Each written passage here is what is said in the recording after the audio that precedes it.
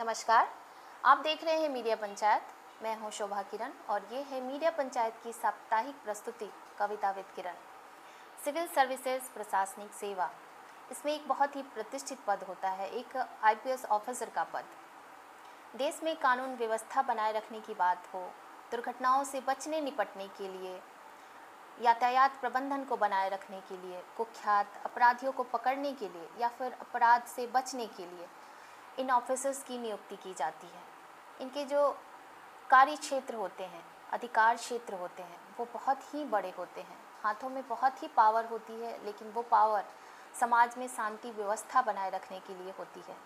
कुल मिलाकर ये कहा जाए तो समाज में, राज्य में और देश में सामाजिक व्यवस्था, शांति व्यवस्था बनाए रखने के लिए एक आईपीएस ऑफिसर के पद की नियुक्ति की जाती है, एक ऑफिसर की नियुक्ति की जाती है। आज एक ऐसे ही ऑफिसर हमारे साथ जुड़ने वाले हैं, रांची झारखंड से आदरणीय प्रशांत करण जी। उनके बारे में चंद बातें मैं आपको बता दूं। वो बहुत सारे शहरों में उनकी पोस्टिंग हो चुकी है, अपनी सेवा दे चुके हैं। अपनी सराहनीय सेवा के लिए उन्हें राष्ट्रपति पुरस्कार भी मिल चुका है। झारखंड सरकार की ओर से भी उनके सराहनीय योगदान के लिए उन्हें सम्मानित किया जा चुका है। चूँकि वो साहित्य के प्रति भी उनका झुकाव है, बहुत सारे काव्य संग्रह, साझा संग्रह उनके आ चुके हैं, तो साहित्य के भी बहुत सारे प्रतिष्ठित जो सम्मान हैं वो उन्हें मिल चुके हैं। तो आइए सबसे पहले उनको अपने स्टूडियो में आमंत्रित करते हैं। बहुत बहुत स्वागत है आपका, बहुत बहुत अभिनंदन करती हूँ आपका हमारे इस स्टूडियो में, आदरणीय प्रशांत करण जी। और हम आपसे ये जानना चाहेंगे कि जैसा कि आपने बताया कि आपने बहुत सारे जॉब छोड़े और फिर आपने सिविल सर्विसेज ज्वाइन की, तो इसके पीछे क्या वजह रही? सारे जॉब को छोड़कर आपने इस सर्विस को क्यों चुना? क्या वजह रही, क्या मन में भावना रही, वो हमारे साथ साझा कीजिए। अब आते हैं दूसरे प्रश्न की ओर कि कई नौकरियां छोड़ने के बाद मैं पुलिस सेवा में ही क्यों आया। मैं तो कहूँगा कि यह नियति थी मेरी, क्योंकि प्रारंभ में शिक्षण का, शोध का, फिर बैंक की नौकरी, इस तरह से कई, लेकिन मेरा मन नहीं लग रहा था और मन में कपलाहट थी कि जो सामाजिक परिस्थितियों से मैं गुजरा हूँ, जो समाज मैंने देखा है, उसमें प्रशासनिक पदाधिकारी या कहें आपके नौकरशाही में जाने के बाद समाज में एक स्थान होता है, लोग पहचानते हैं आपको और आप समाज के लिए कुछ कर सकते हैं।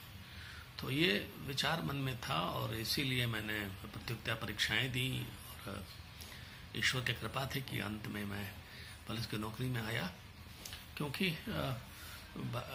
राज्य की पुलिस की नौकरी में आने के लिए आपको मतलब 1 से 8, 10 तक स्थान चाहिए, तो मुझे मिल गया था। तो मैंने सोचा कि ये अच्छा है और इसमें प्रोन्नति भी जल्दी मिलती है। लेकिन मैं आ तो गया, मैंने काम किया, लेकिन जहाँ तक प्रोन्नति की बात है तब तक झारखंड राज्य बन गया और फिर सारी जो व्यवस्था थी प्रोन्नति की वो बिल्कुल ही धीमी कहीं या रुक गई सी थी, इसलिए मुझे थोड़ा विलम्ब हुआ और 2002 बैच मुझे मिला था। और पुलिस की नौकरी में एक मतलब सुखद अनुभव ये होता है कि कोई भी परेशानी में होता है, दिक्कत में होता है, तभी आपके पास आता है और आप यदि उसकी परेशानी को, उसकी दिक्कतों को तुरंत हल करने के स्थिति में होते हैं तो उन्हें अवश्य मदद प्रदान करते हैं और इसके उपरांत उसके चेहरे की जो मुस्कुराहट होती है वही आपका पुरस्कार होता है। बड़ा आनंद देता है, बड़ा सुख देता है, बड़ा चैन देता है। अच्छा लगता है कि मैंने आज कुछ अच्छा काम किया, कुछ समाज के लिए, देश के लिए अच्छा काम किया है। और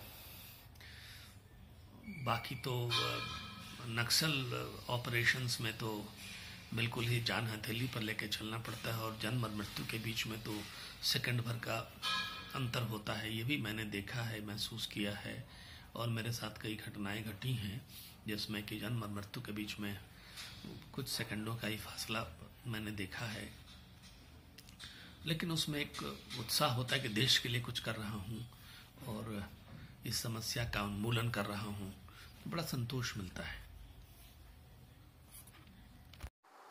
जी बिल्कुल सही कहा आपने। जो नियति होती है वो तो होना ही होता है। कई सारी नौकरियों को छोड़कर आपने ये सेवा इसलिए ज्वाइन की क्योंकि आपके मन में जो भावना थी वो किसी के लिए कुछ कर पाने की थी, देश के लिए सेवा कर पाने की थी। मन में सेवा की भावना जो थी वो खींच लाई सिविल सर्विसेज की ओर। और ये बहुत ही सही बात है कि एक आम आदमी की अपेक्षा एक किसी पद पर आसीन होकर लोगों की सेवा कर पाना ज़्यादा सरल हो जाता है, ज़्यादा सहज हो जाता है।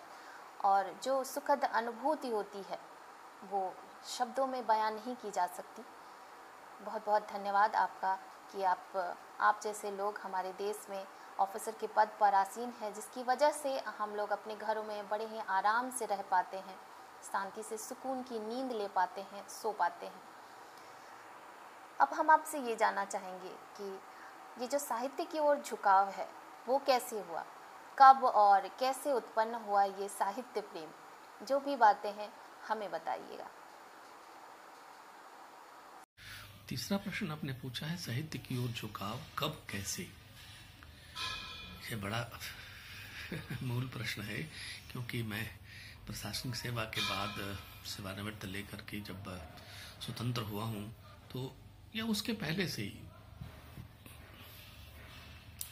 निरंतर लिखने का कार्य चल रहा था।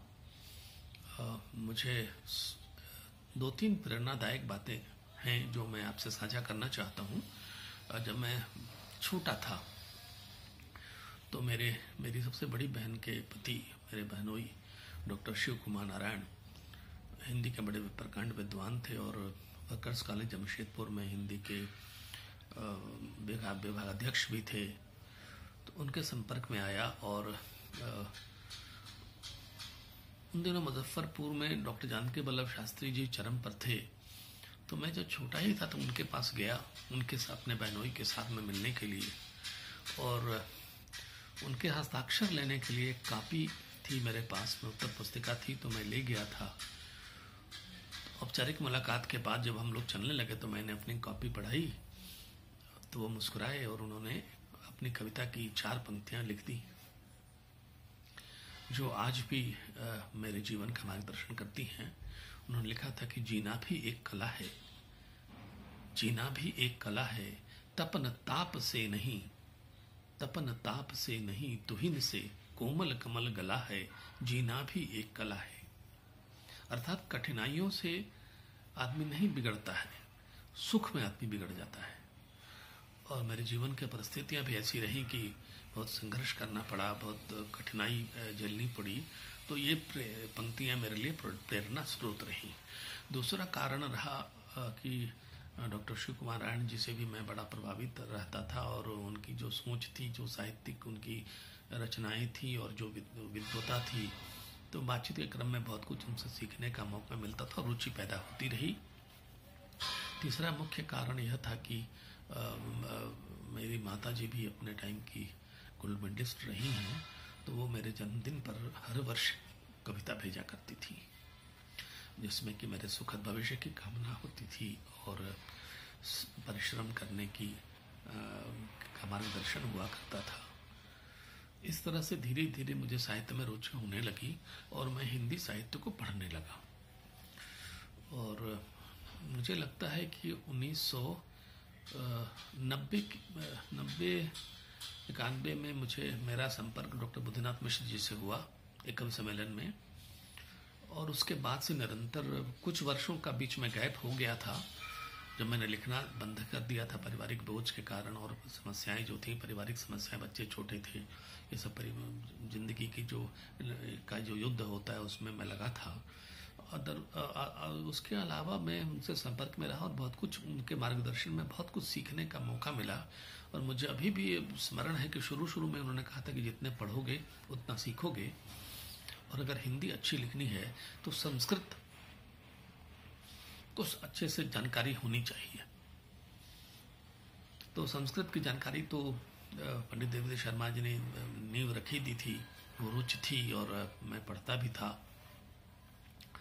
इस तरह से धीरे धीरे, लेकिन नौकरी के बंधन में जो बहुत कुछ सीमाएं हैं जिसमें कि आप अपनी रचनाओं को प्रकाशित नहीं कर सकते हैं बिना सरकार के अनुमति से, तो इसलिए मैं प्रतीक्षा कर रहा था कि जब मुक्ति पा लूँ, मुक्ति ले लूँ तो फिर साहित्य में रहूँगा पूर्णतः। और उसके बाद अवकाश लेने के बाद मेरी पुस्तकें प्रकाशित हुई और अभी निरंतर मैं लिख रहा हूँ। और निरंतर लिखने से 2-3 फायदे मुझे हुए कि जो मैं कुछ लिखता था तो डॉक्टर बद्रीनाथ मिश्र जी ने मुझे बताया, सिखलाया भी था कि जो कुछ लिखो उसको फिर कुछ दिन के बाद फिर पढ़ो, उसका परिमार्जन करो, कुछ लोगों से सलाह लो, उसके जिस विषय पर लिख रहे हो उस पर गहराई से चिंतन करो, ज्ञान अर्जित करो, तब लिखो। तो धीरे धीरे मैंने ये सीखा है, अब मैं अभी भी सीख रहा हूँ कि निरंतर लिखने से आपकी जो लेखनी है उसमें प्रगति होती है। और मैं उसी सीखने के क्रम में भी लगा हूँ। तो साहित्य की रुचि ऐसे हुई। धन्यवाद। तो दर्शकों, जैसा कि सर ने हमें बताया कि वो लिखते तो बहुत पहले से थे, लेकिन कुछ बंदिशें होती हैं एक सरकारी ऑफिसर की कि वो अपनी रचनाएं प्रकाशित नहीं करवा सकते, या जो भी नियम कानून होते हैं जिसकी वजह से वो पूर्ण रूपी समर्पित नहीं हो पाए जब तक वो ऑफिसर के पद पर रहे। इसलिए वो रिटायरमेंट के बाद पूरी तरह से समर्पित हैं साहित्य को। तब से उन्होंने अपना जीवन साहित्य की ओर समर्पित किया अपनी रिटायरमेंट के बाद। और सर, अब अपनी कोई मनपसंद सी रचना हमारे साथ साझा कीजिए। एक बात छूट गई थी, मनपसंद रचना की। तो मनपसंद रचना मैं एक सुनाता हूँ मैं आपको। उसका विषय है अहंकार। क्योंकि आप जब कुछ समाज में पा लेते हैं आगे, या फिर ऐसी स्थिति में रहते हैं कि आपके पास बहुत सारे अधिकार होते हैं, तो अक्सर हाँ देखा गया है, खास करके नौकरशाही में, कि लोगों को अहंकार होने लगता है। और अब दूसरे पेशा में भी आप देखेंगे कि जो कुछ ऊंची कुर्सी पर बढ़ने लगते हैं तो उनमें अहंकार आ जाता है। तो इस अहंकार विषय को मैंने उठाया है इस कविता में।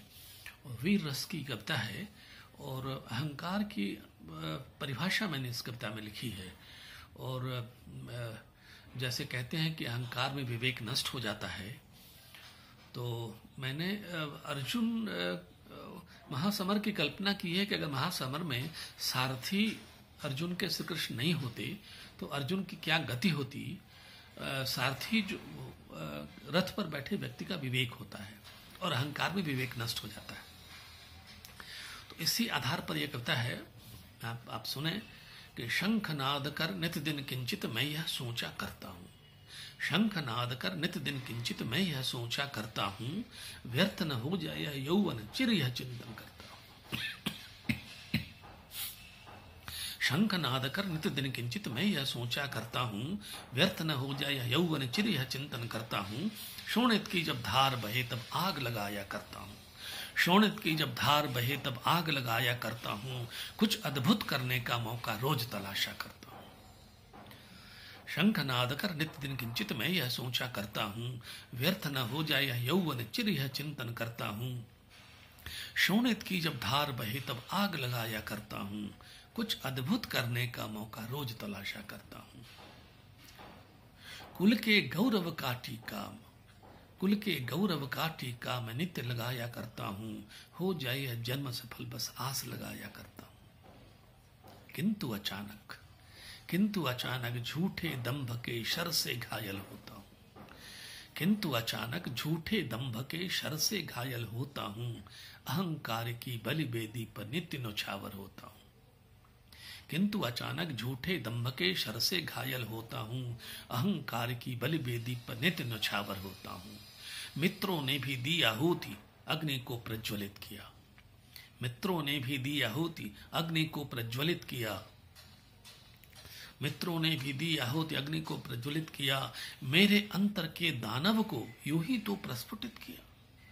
मित्रों ने भी दी आहुति अग्नि को प्रज्वलित किया, मेरे अंतर के दानव को यूं ही तो प्रस्फुटित किया।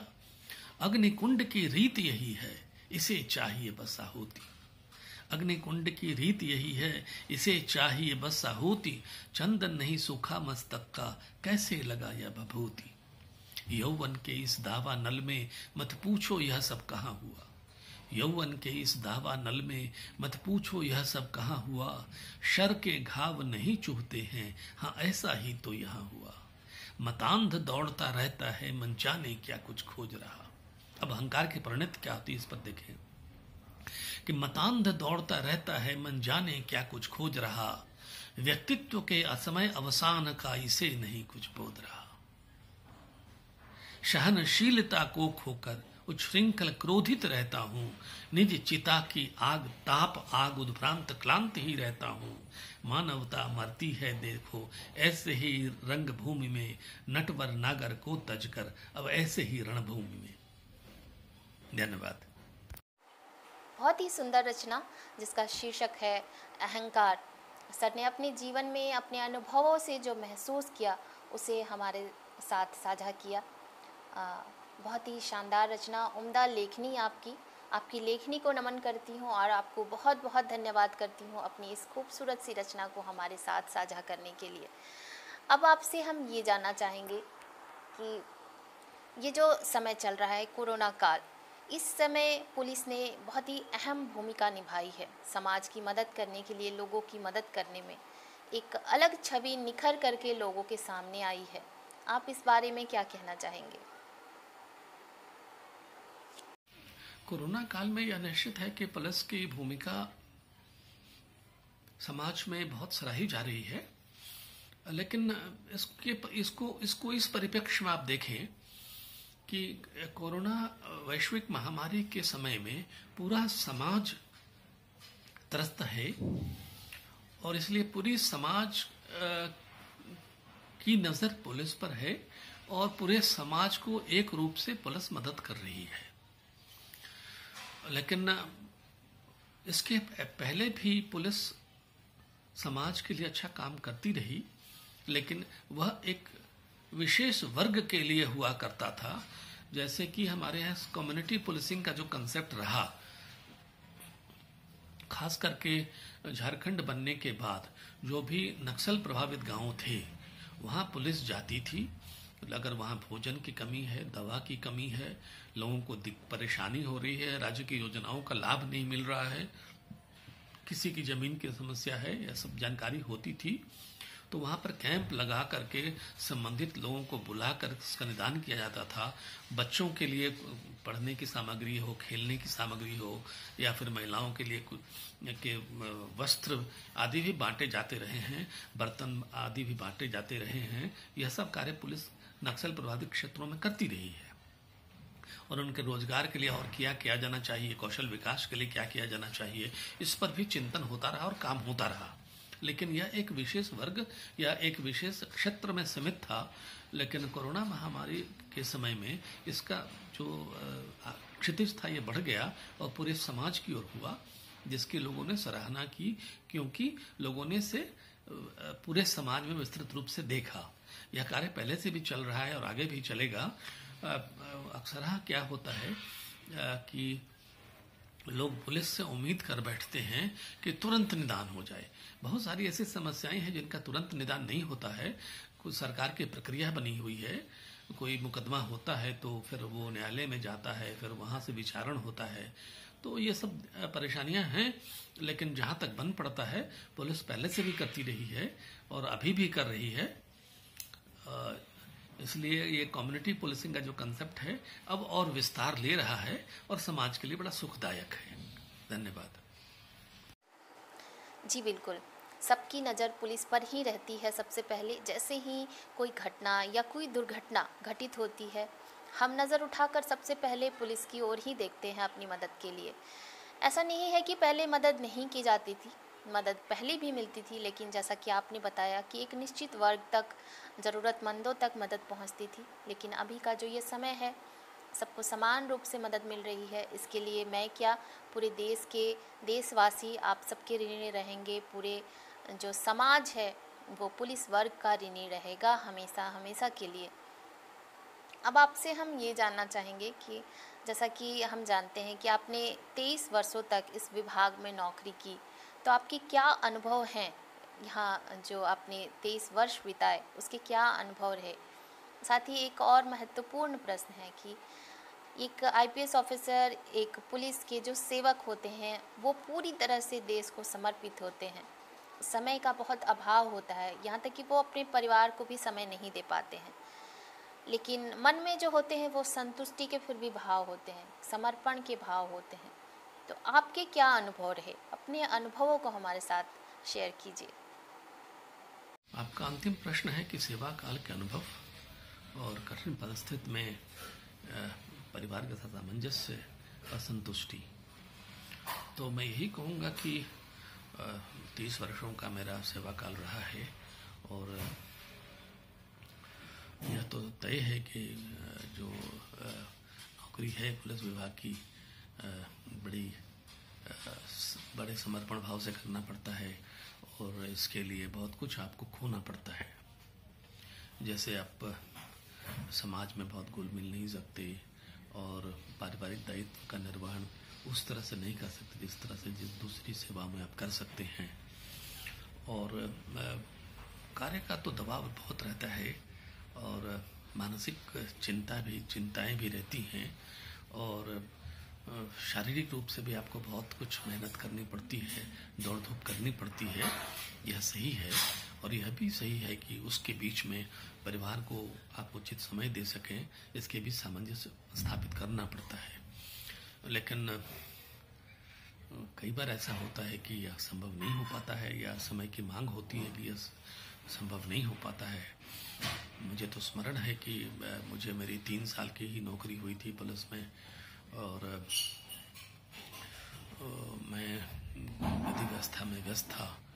इस बीच में मेरी बेटी जो थी वो मैं जमशेदपुर में पोस्टेड था, तो उसकी तबीयत खराब हुई और उसे अस्पताल टीएमएच में भर्ती कराया गया था। धर्मपत्नी भी लेके गई थी और उसके दूसरे दिन जब शहर में रहते हुए भी मैं नहीं जा सका, दूसरे दिन जाकर के मैंने उसको देखा और संतुष्ट हुआ कि वो तबीयत उसकी ठीक हो रही है। इस तरह से कई क्षण आते हैं परिवार में, कोई दुर्घटना हो जाए या कोई उत्सव हो, उसमें आप सम्मिलित नहीं हो सकते हैं या फिर समय का बड़ा अभाव होता है। यही कारण रहा कि जब नौकरी के सिलसिले में मुजफ्फरपुर छूटा तब शायद ही कभी 2-3 दिन के लिए लगातार वहाँ जाना हुआ, नहीं तो कभी 1 दिन के लिए, कभी आधे दिन के लिए ऐसा जाना होता था। और संबंधियों के यहाँ भी इसी तरह से बड़ा कम माना जाना रहा।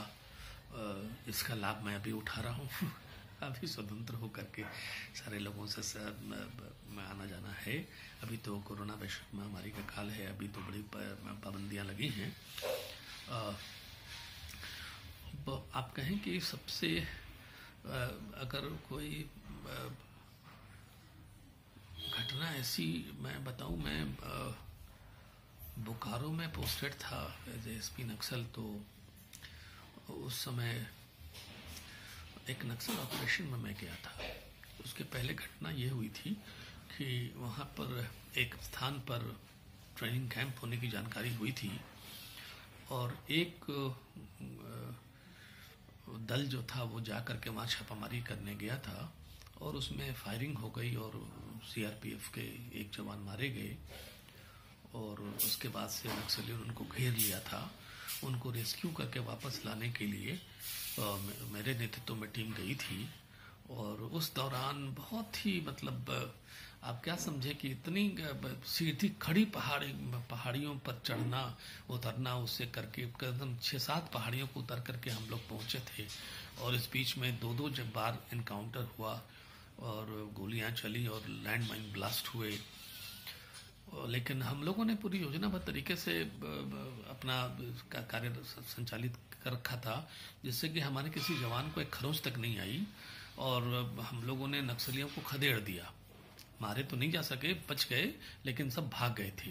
अंततः फिर उनको ले करके उस टीम के पास हम लोग दूसरे दिन पहुंचे और फिर उनको लेके चले। फिर रात हो गई, फिर जंगल में तीसरी रात हुई, फिर फायरिंग हुई और फिर लैंड माइन्स ब्लास्ट होते रहे, और इस बीच में फिर हम लोग वापस आए। तो 3 दिनों तक बिना खाए पिए हम लोग रहे, और काफ़ी मतलब जिसको कहते हैं कि साहस और शौर्य का प्रदर्शन करते हुए सभी को बिना किसी खरोच के हम लोग पूरी टीम को लेके लौटे थे, और नक्सलियों को हम लोग खदेड़ा था। ये बड़ी यादगार घटना रही उस दौरान। तो जैसा मैंने पहले कहा कि आप कोई कार्य करते हो और उसका परिणाम मिलता है आपको, परिणाम सामाजिक शांति और जो समस्या है उसका निदान, तो जो लोग लाभान्वित होते हैं उनके चेहरे की जो मुस्कुराहट होती है वही आपका पुरस्कार है। बड़ा आनंद आता है इसमें। धन्यवाद। तो दर्शकों, सुना आपने कि सर ने 23 वर्षों तक इस देश को सेवा दी है, और बहुत कुछ खोना पड़ता है इस सेवा के लिए। एक पुलिस ऑफिसर को बहुत कुछ त्याग करना पड़ता है, वो पूरी तरह से देश को समर्पित होते हैं। ये बात मैं भी जानती हूँ और आप सब भी बहुत अच्छी तरह से जानते होंगे, क्योंकि जब पूरा देश किसी त्यौहार में, फेस्टिवल में, जब छुट्टी होती है, राष्ट्रीय पर्व होता है, छुट्टियाँ होती हैं, जब हम सब अपने पूरे परिवार के साथ वो त्यौहार मना रहे होते हैं, तभी भी एक पुलिसकर्मी जो होते हैं वो ड्यूटी दे रहे होते हैं, हमारी सेवा में लगे होते हैं। तो ये एक बहुत ही बड़ी बात होती है, हमें निश्चय रूप से उनका सम्मान करना चाहिए, और हम करते भी हैं, बहुत ही कद्र करते हैं, बहुत ही इज्जत है, सम्मान के भाव रखते हैं हम एक पुलिस ऑफिसर के लिए। सर, आपका बहुत बहुत धन्यवाद करना चाहूँगी कि आप हमारे साथ जुड़े, हमारे इतने सारे सवालों का जवाब दिया। आपका मैं अपनी ओर से और अपनी पूरी टीम की ओर से फिर से एक बार धन्यवाद करती हूँ। तो दर्शकों, ये थे एक आईपीएस ऑफिसर रांची झारखंड से आदरणीय प्रशांत करन जी, जिनसे हमने आज इतनी सारी बातें की, बहुत सारी बातें जानी उनके बारे में, उनकी रचनाएं भी सुनी। तो आज हमारा ये जो कार्यक्रम है यही समाप्त होता है। अगले हफ्ते मैं फिर मिलूंगी आपसे किसी और मेहमान के साथ, और हम ढेर सारी बातें करेंगे उनके साथ, उनकी रचनाएं भी सुनेंगे। तब तक के लिए मुझे दीजिए इजाज़त। आप सब हमारे साथ जुड़े, इसके लिए आप सबको बहुत बहुत धन्यवाद। यूँ ही हमारे साथ बने रहिए। नमस्कार, गुड नाइट, शुभ रात्रि।